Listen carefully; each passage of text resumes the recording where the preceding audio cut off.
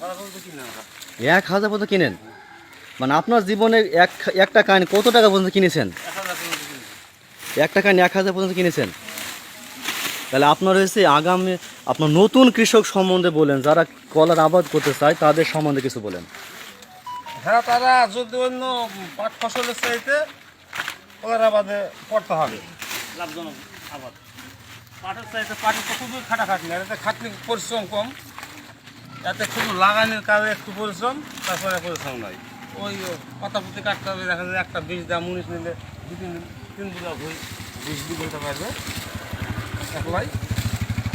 আর যার যা খাটাখাটনি, যারা কাটবে তারা একটু করে নেবে, দেশে কোনো খাটা লাগবে। এবং কলার তেমন পরিশ্রম করতে হয় না, কোনো কাজও কম এবং মুনিশ কম লাগে এবং খরচও কম।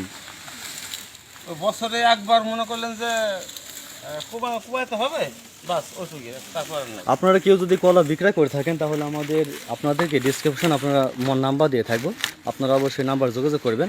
আমার তা ওই অনেক বড় ব্যবসায়ী কলার, এবং তিনি প্রতিনিয়ত ঢাকায় কলা পাঠান, এবং যোগাযোগ করবেন। আপনারা সবাই ভালো থাকেন, সুস্থ থাকেন। আমাদের চ্যানেল নাম কৃষি মেহেরপুর, অবশ্যই আমাদের চ্যানেলটা আপনারা দেখবেন, সাবস্ক্রাইব করবেন।